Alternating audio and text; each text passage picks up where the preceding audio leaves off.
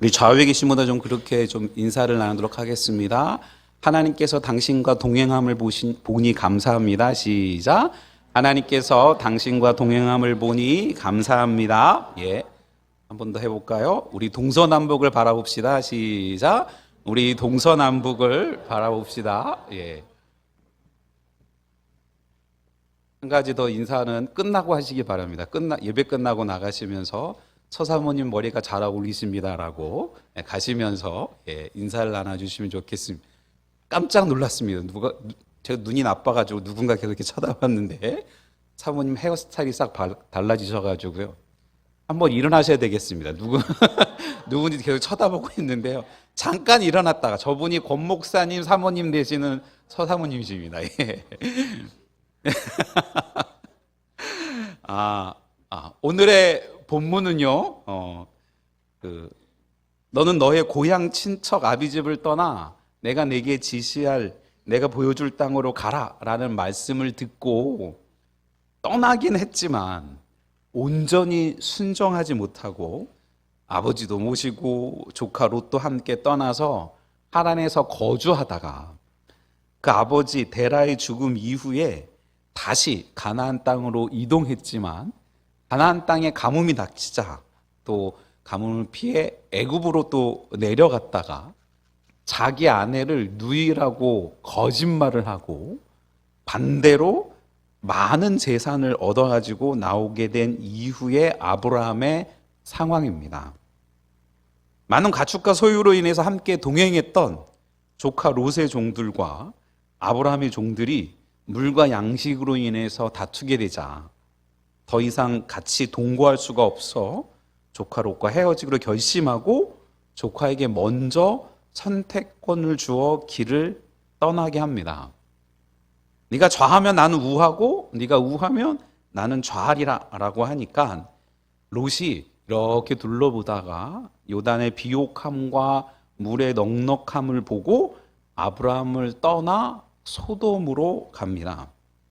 그리고 난 이후에 하나님을 의뢰하는 믿음으로 조카 롯에게 좋은 거주지를 양보한 아브라함에게 하나님께서 말씀하신 계시가 바로 우리가 많이 들어왔던 오늘의 본문인 북쪽과 남쪽과 동쪽과 서쪽을 바라봐라. 다시 말해 동서남북을 바라봐라는 말씀이셨습니다.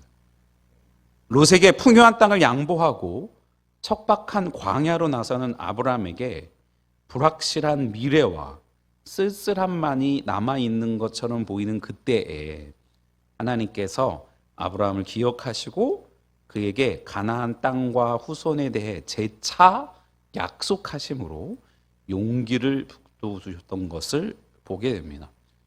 오늘은 그 하나님의 말씀 속에서 우리가 깨우쳐야 할 몇 가지를 살펴보기를 원하는데요. 제일 먼저 하나님께서 명령하신 것이었다라고 하는 걸 잊지 말아야 됩니다. 아브라함과 조카 롯의 소유가 많아서 동거할 수 없게 되자 조카에게 네가 먼저 선택해라 라고 하니 정말 조카가 평야의 아름답고 비옥한 지역을 선택하고 난 다음에 하나님께서 하신 명령이 북쪽 남쪽 그리고 동쪽과 서쪽 동서남북을 바라봐라 라고 하신 거죠. 롯이 아름다운 곳, 풍요로운 곳, 물이 넉넉한 곳을 바라보고 그것이 그 롯이 보기에 자신이 본 적도 없는 여호와의 동산, 에덴 동산 같았고 얼마 전에 삼촌인 아브람과 같이 다녀온 풍요로운 나라인 애굽 땅과 같았다고 생각했다라고 성경이 기록하고 있는데요. 그와는 다른 네가 서 있는 사방을 다 바라보라고 눈과 마음과 생각을 사로잡을 수 있는 것들 말고 정말 중요한 나를 바라봐라 라고 명령하시는 하나님의 명령입니다. 출애굽기 3장 14절에 보니 하나님이 모세에게 이르되 나는 스스로 있는 자니라 또 이르시되 너는 이스라엘 자손에게 이같이 이르기를 스스로 있는 자가 나를 너희에게 보내셨다 하라 라고 하나님께서 모세를 통해 이스라엘 백성들에게 자신을 소개하실 때에 스스로 있는 자라고 소개하셨던 것처럼 그보다 훨씬 이전의 사람인 아브라함에게 사람들을 바라보지 말고 비옥한 땅, 물이 많은 곳을 바라보지 말고 동서남북을 바라봐라라고 명령하신 겁니다. 온 세상을 창조하신 하나님께서 자신의 피조물 중에 하나인 아브라함에게 다른 것 말고 나를 바라봐라라고 하셨다라는 겁니다. 아직 그 이름이 우리가 알고 있는 믿음의 조상인 아브라함이 되지 않은 아브람에게 명령하심으로 그로 하여금 믿음의 조상으로 성장하도록 명령하시는 하나님의 음성입니다. 이제는 조금 하나님의 능력과 은혜들을 알고 뜻을 알고 걸어가다가 여러분들도 그런 상태에 있던 아브라함과 같은 상황 속에서 하나님의 명령을 들어보신 적은 없으신지요? 그래도 이제 좀 하나님을 알아가고 있는 것 같고 이제 하나님께서 원하시는 삶의 모습이 무엇인지 좀 알아가는 것 같아서 그분을 좀 닮아보려고 했다가 먼저 순서를 양보하니 어린 조카가 먼저 좋은 것을 낼름 차지하고 떠나버리고 난 후에 난관에 처해진 게 된 경우와 같이 말입니다. 이웃을 내 몸과 같이 사랑하라고 하셔서 이것저것 힘을 다해 섬겼더니 당연하다는 듯이 혹은 뭐 좀 더 없냐라는 듯이 그것밖에는 뭐가 없냐라는 듯이 대하는 사람들을 만나고 난 후에 말입니다. 다른 사람을 섬기라는 말씀을 붙들고 힘을 다해 섬기면 사람들은 이제는 당연히 그 일은 내 일이고 그 일은 자신들과는 상관없는 일이고 오히려 그 일에 문제가 생기면 왜 그렇게 했느냐고 하는 사람들을 만나고 난 후에 말입니다.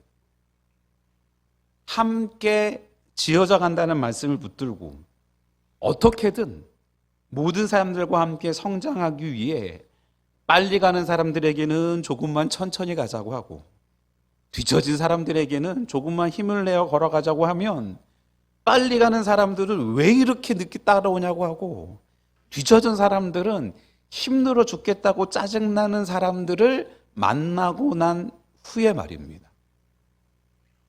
그때 주님께서 하시는 말씀이 동서남북을 바라봐라, 나를 바라봐라 라고 명령하시는 음성을 들을 때 우리의 좁은 소견으로 어떻게 하나님의 뜻을 이해할 수 있겠습니까?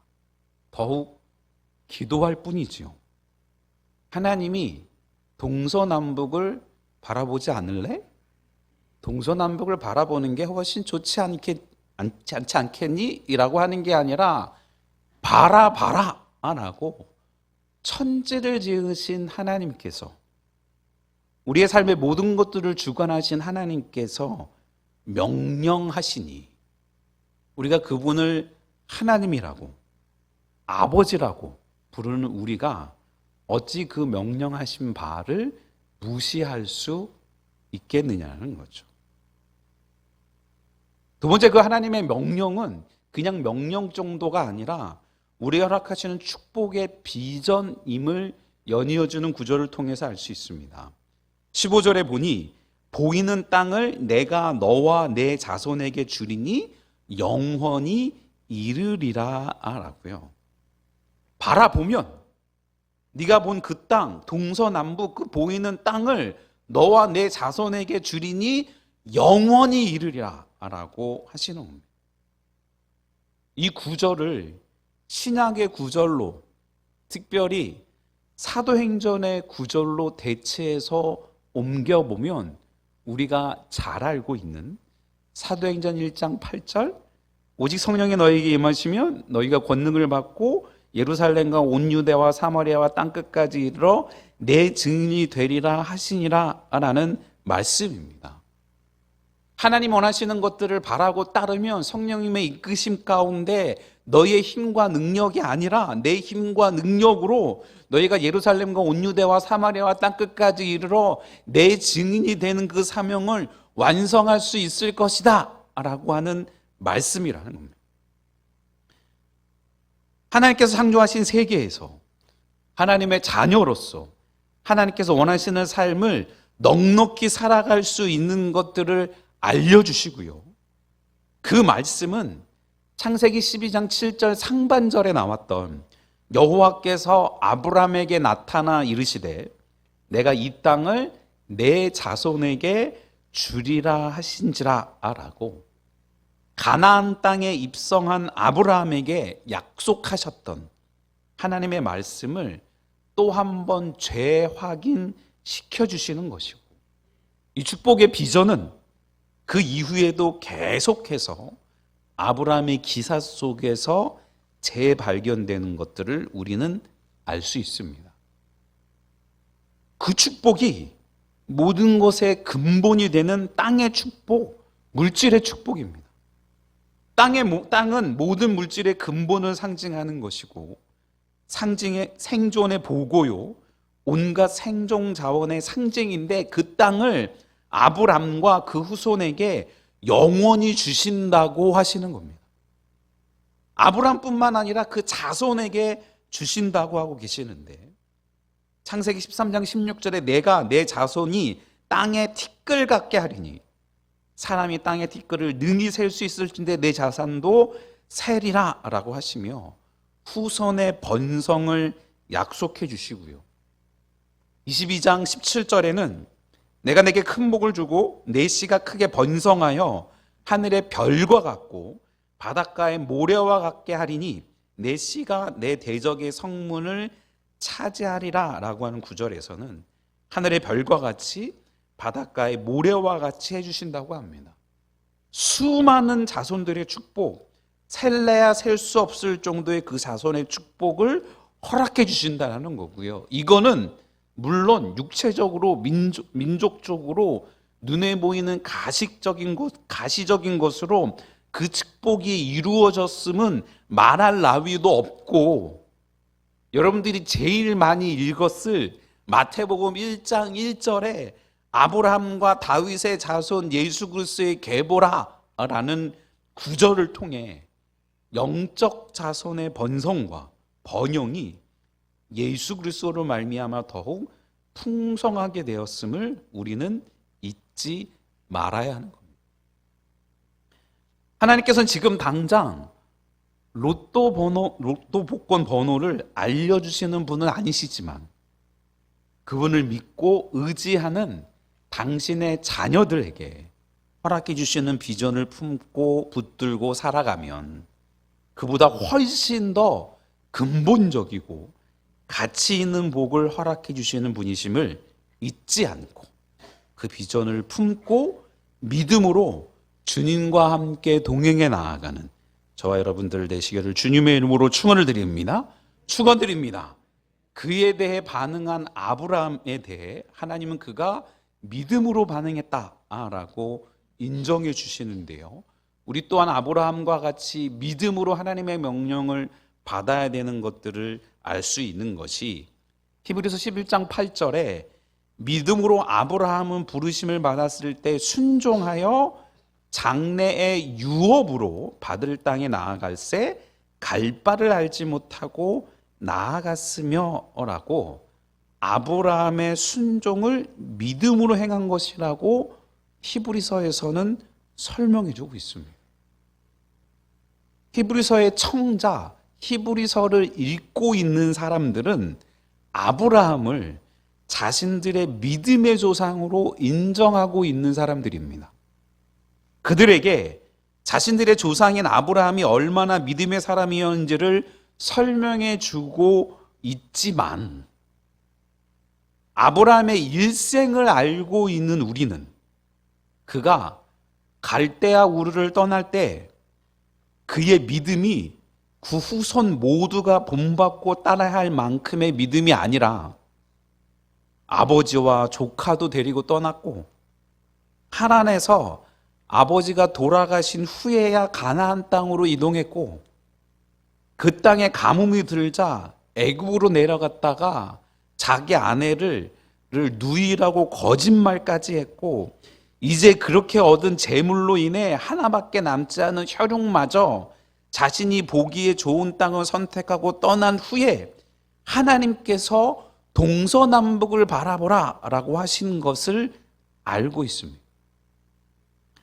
아브라함에게 동서남북을 바라보라, 그리고 그 땅을 너와 네 후손에게 주리라는 하나님의 말씀을 믿음으로 받으라고 설명해 주고 계심을 우리가 발견할 수 있다라는 겁니다.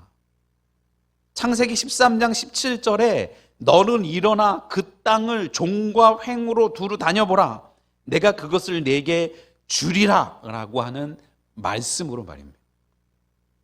지금 바라보라고 명령한 동서남북 그 모든 땅을 너와 내 후손에게 준다는 내 말이 얼마나 실제적인 것인지, 네가 일어나 그 땅을 종과 횡으로 두루 다녀봐라, 내가 그것을 내게 주리라 라고 말씀하신 겁니다.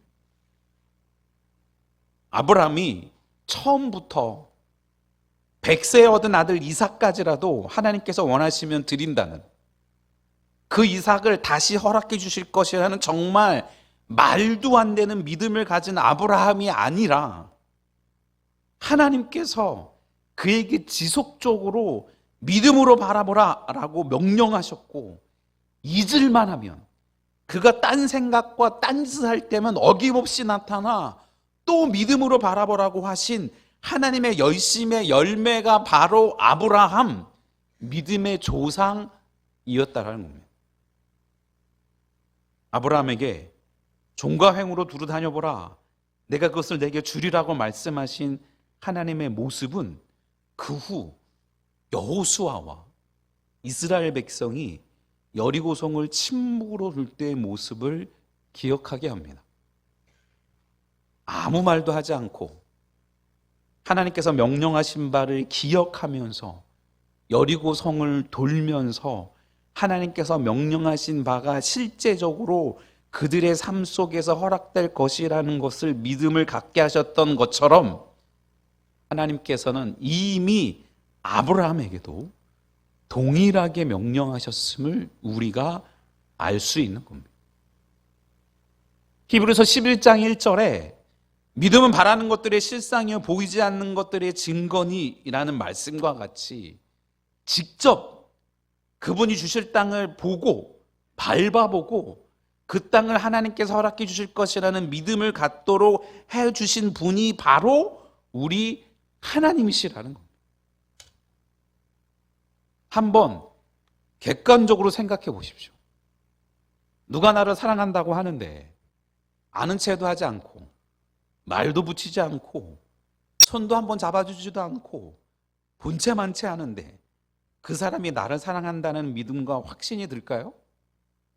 아니면 만날 때마다 사랑한다고 하고 만나면 환하게 웃어주고 손도 잡아주고 선물도 줄 때 그 믿음과 그 사람에 대한 확신이 들까요? 일주일에 1시간이나 많아봤자 3시간 정도 교회에 와서 예배하고 기도하고 교제하는 사람들이 믿음이 클까요? 날마다 교회에 오고 매일매일 성경 말씀을 붙들고 살아가는 사람들의 믿음이 클까요? 가랑비에 옷 젖는 줄 모른다는 말과 같이 어려서 교회에 다녔던 분들이 장성한 후에 교회에 대한 그리움과 하나님에 대한 사랑을 잊지 못하고 찾는 경우도 그들 가운데 믿음이 심기워졌기 때문 아니겠습니까? 그래서 우리가 하나님의 말씀 앞에서 행할 수 있는 두 가지가 말씀에 비추어 우리 자신을 돌아보고 점검하고 회개하는 것과 믿음으로 반응하는 것이라고 할 수밖에 없는 것 같습니다. 일부 어르신들과 말씀을 나눌 때에, 하나님의 성경 말씀들을 나눌 때 이게 얼마나 중요한지를 더 마음에 받습니다. 성경에 있는 말씀들, 이야기들, 아브라함 이야기를 하고 여호수아 얘기를 하고 창세기 얘기를 하고 이런저런 이야기를 해도 나이가 많이 들어서 이제는 시간이 얼마 남지 않은 그분들이 정말 하나님의 크신 섭리와 인도하심 가운데 교회에 와서 예배는 드리고 있는데 눈빛은 저 아브라함이 누군지, 저 지금 목사가 말하는 모세는 누군지, 여리고성은 누군지 알지 못하고 그냥 교회가 왠지 좋아서 편안해서 와 계시는 그분들이 받는 은혜 정도로만 우리가 만족해서는 아니 되는 것들, 더 힘쓰고 애쓰면서 우리 어린 다음 세대들에게 특별한 하나님의 믿음과 말씀을 나누기에 힘쓰고 애써야 되는 것들은 그렇게 끊임없이 우리를 믿음의 사람으로 만드시는 하나님의 은혜와 사랑 가운데 노출될 수밖에 없는, 그 은혜를 받을 수밖에 없는 우리의 길로 나아가야 하기 때문이라는 겁니다. 그래야 교회에 다니지 않는 사람들과 다른 진짜 하나님을 믿고 예수 그리스도를 영접한 사람들의 차이가 바로 그 믿음이라고 할 수 있지 않겠습니까? 혼자 앉아서 쇠뇌시키는 것이 아니라 하나님의 말씀을 붙들고 하나님의 명령 앞에서 믿음으로 반응해 나아가는 우리 모두가 되기를 주님의 이름으로 축원을 드립니다. 축원드립니다. 새해 두 번째 주일, 하나님께서는 우리에게 동서남북을 바라보라 라고 하십니다. 여러분들이 바라보고 있는 동서남북은 어디입니까? 여러분에게 명령하시는 분은 하나님이 맞으십니까? 그 하나님의 명령 속에 여러분을 향한 하나님의 축복의 비전이 보이십니까? 그 하나님의 명령에 믿음으로 반응하실 수 있겠습니까? 아직 자신이 없으시다면 다시 한번 우리의 영혼의 닷대신 예수님께 그 삶의 무게중심을 맡기고 그 은혜의 이끄심 가운데 살아가는 우리 모두가 되기를 주님의 이름으로 축원을 드립니다. 축원드립니다. 그 옛날 하나님의 이끄심을 기대하며 하나님이 허락하신 귀한 아들을 키우다가 더 이상은 키울 수 없어서 그 사랑하는 아들 모세를 갈대 상자에 넣어 띄어보냈던 요게벳의 노래에 그런 마음들이 들어있지 않겠습니까? 오늘 주보의 컬럼으로 썼던 110년 전 이 나라의 선교사로 들어와 하나님 앞에 믿음으로 기도했던 언더우드 선교사님의 기도, 주님, 주의 복음과 주의 나라를 위해 이 땅 가운데서 헌신했는데 도대체 이 조선 사람들의 마음이 보이지 않습니다. 하지만 그 속에서도 하나님의 역사하실 것을 믿습니다 라고 기도하셨던 선교사님의 기도처럼 주님의 음성을 듣고 믿음으로 동서남북을 바라보며 나아가는 우리 모두가 되기를 주님의 힘으로 축원을 드립니다. 축원드립니다. 오늘은 요게벳의 노래라는 곡을 좀 찬양하면서 우리 스스로에게 이렇게 격려하고 다짐하는 기회가 될 뿐만 아니라 주변 사람들, 특별히 우리의 어린 자녀와 다음 세대들이 부모가 아닌 주변에 눈에 보이는 귀하고 좋고 아름답고 믿을 만한 것이 아니라 진짜 삶의 주인 대신 하나님을 바라보며 믿음으로 나아가는 우리 자녀들 될 수 있도록 허락하옵소서. 기도해 주시고 우리의 가정과 우리의 교회와 이 민족이 동서남북을 바라보며 하나님을 바라보며 믿음으로 걸어가는 우리가 될 수 있도록 허락하옵소서. 우리 한번 주님 앞에 기도하고 이렇게 또 마치도록 하겠습니다.